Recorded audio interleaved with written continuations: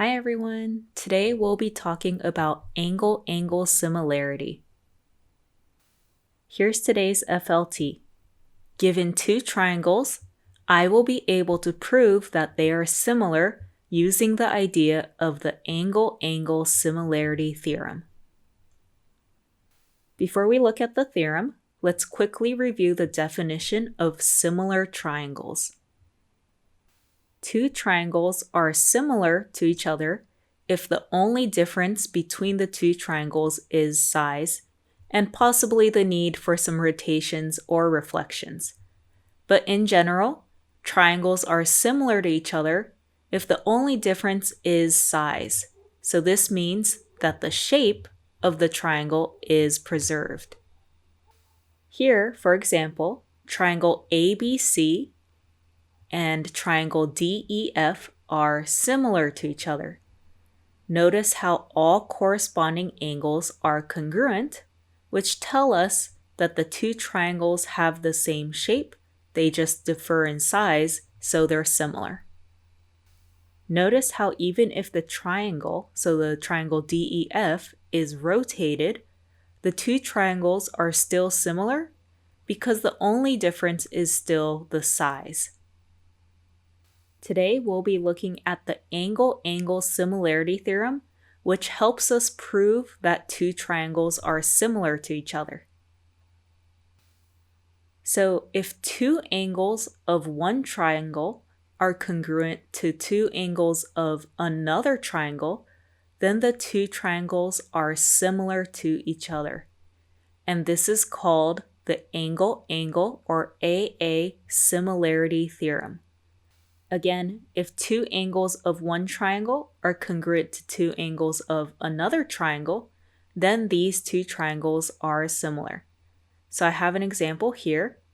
Notice how angle A is congruent to angle X and angle B is congruent to angle Y. This tells me that triangle ABC is similar to triangle XYZ through the angle-angle similarity theorem. But why do we only need two pairs of corresponding angles to be congruent to each other? What about that third angle? Well, let's take a look at this example. We're given two triangles, and our first triangle, triangle ABC, we're given that angle A measures 70 degrees and angle B measures 30 degrees. In the second triangle, triangle PQR, angle P measures 70 degrees and angle Q measures 30 degrees. Let's take a look at the first triangle, triangle ABC, and find the missing angle measure. So let's find the angle measure of angle C. We know that the interior angles of a triangle sum to 180 degrees.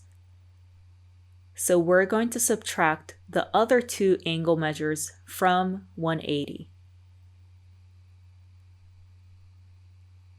And then we find that angle C measures 80 degrees. Now let's look at the second triangle and find the angle measure of angle R. Same thing, we know that the interior angles sum to 180 degrees. So we're going to use this to help us find the missing measure of angle R. Also 80 degrees. So notice how if we're given that two pairs of corresponding angles are congruent to each other, then that last pair also has to be congruent because triangles will always have interior angles summing to 180 degrees. So that's why we only need two angles to be congruent to each other. This automatically tells us that that third corresponding pair of angles is also congruent. So today we'll be using the angle-angle similarity theorem to prove that triangles are similar to each other. So here's our first example. Remember to try to draw out the triangles as accurately as possible in your notes. On the right side, we have what is called a two-column proof. Don't worry if you've never seen this before, we'll walk through it step by step. So on the left side, we have the statement. And on the right side, we have the reasons. So on the left side, we write down what is true, And on the right side, we write why the statements are true. So we're going to be working with this two-column proof style and show that these two triangles are similar to each other.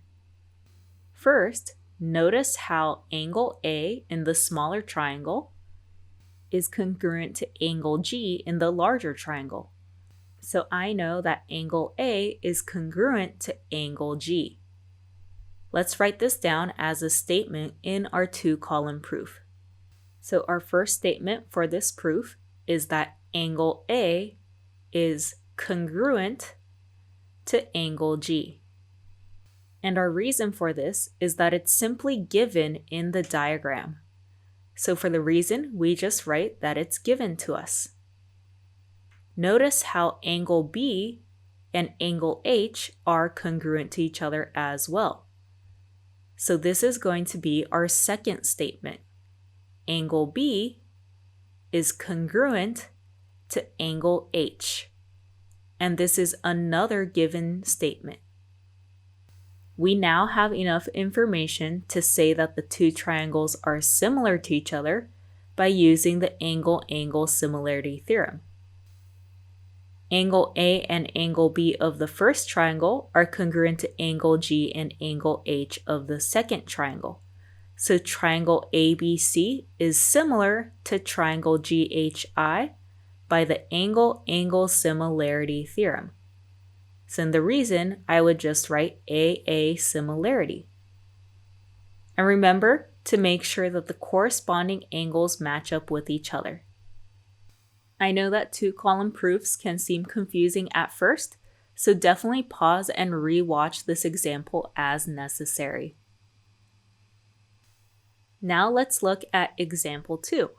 We're going to prove that these two triangles are similar to each other.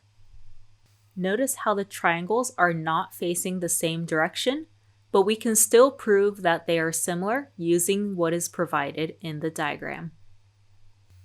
We are given that angle B is congruent to angle M. Notice how the angle marks, the congruency marks, are the same.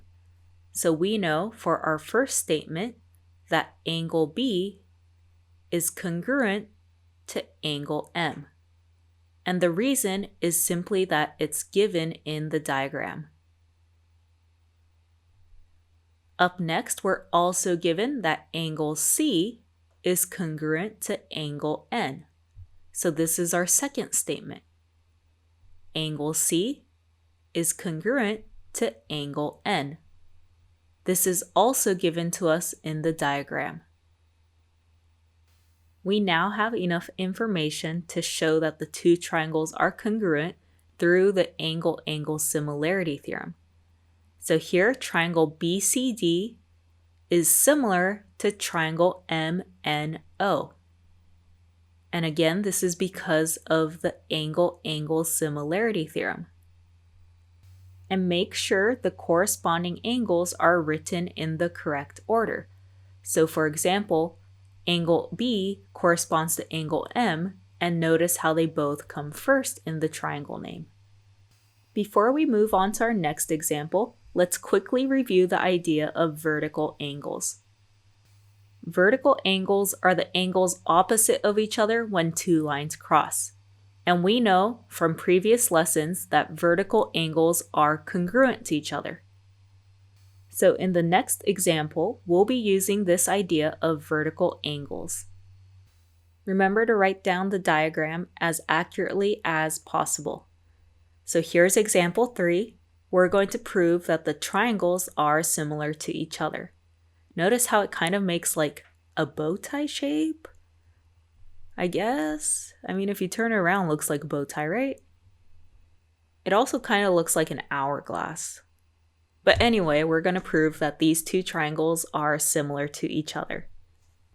So first, notice how angle C and angle F are marked as congruent. So this is going to be our first statement. Angle C is congruent to angle F. And this is simply given to us in the diagram. So reason, given. But next, I notice that I'm not really given any other congruent angle measures. But notice here we have vertical angles. And what do we know about vertical angles? We know that vertical angles are congruent to each other. So let me mark them as congruent. So for my second statement, I can write that these two angles are congruent to each other. And to avoid confusion, I'm going to be a little more specific about naming my angle. So angle BDC is congruent to angle, EDF. And the reason is because vertical angles are congruent to each other. Again, I didn't write just simply angle D because then I wouldn't know which angle I'm really talking about. So in this case, I was specific about naming my angles. Now we have enough information to show that the two triangles are similar to each other. Notice how the two angles of our top triangle are congruent to two angles of our bottom triangle. So we've proved that triangle, let me make sure I have the order correct, triangle BCD is similar to triangle, EFD, and again we used the angle-angle similarity theorem. So here we use the idea of vertical angles being congruent to each other to find that second pair of congruent angles. Before we move on to the following examples, let's quickly review parallel lines crossed by transversals. So this part is a review, so don't worry about writing this in your notes. Just follow along, and hopefully this is a quick refresher for parallel lines crossed by transversals. We know that when two parallel lines are crossed by a transversal, corresponding angles, so the angles in matching corners, are congruent to each other. So in this diagram, a good example would be angle 1 and angle 5. These are corresponding angles which are congruent to each other. We also know that when the two lines crossed by the transversal are parallel, alternate interior angles are congruent as well. And alternate interior angles are the angles on the inside of the two parallel lines, but on opposite sides of the transversal. So for example, in this diagram, angle 3 is congruent to angle 5 because they're alternate interior angles.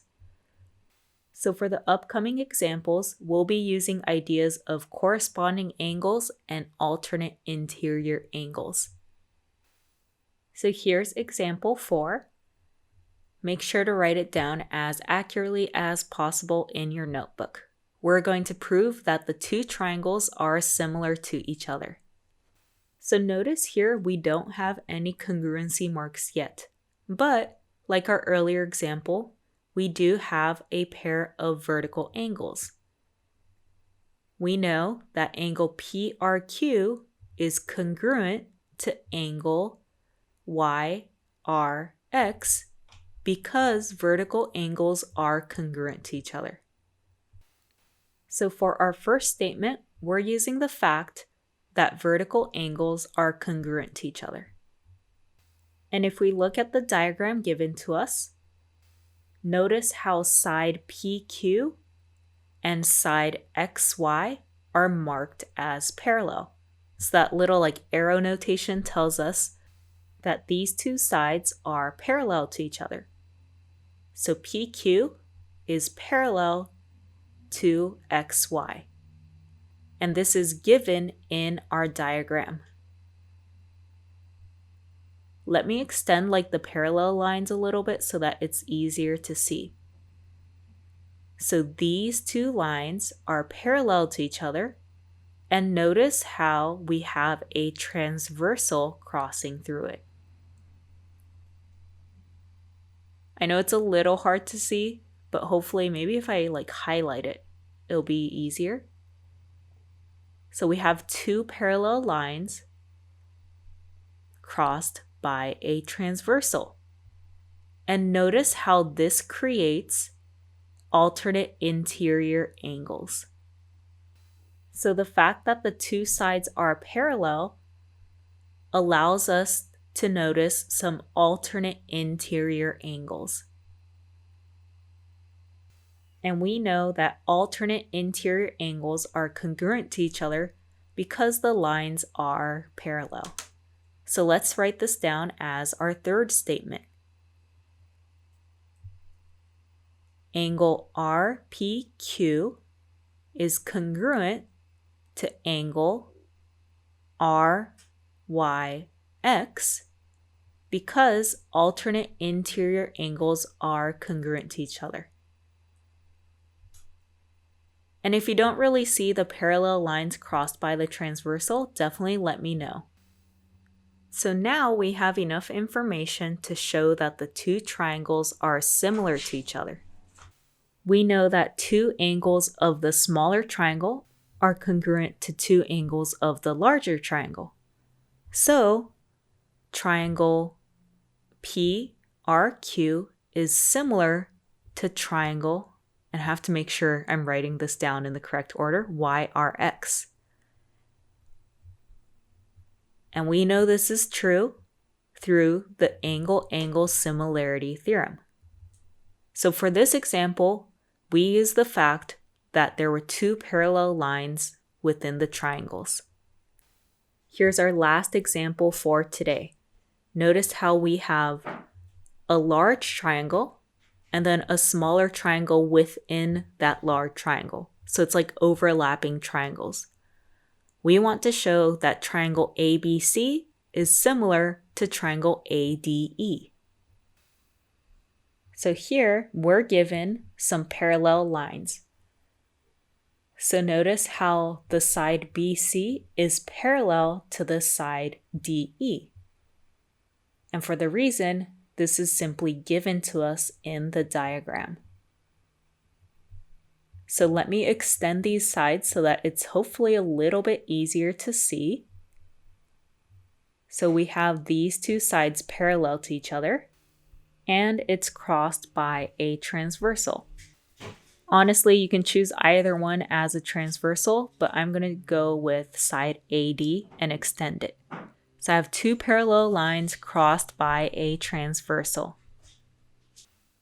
These create some corresponding angles, so angles in matching corners.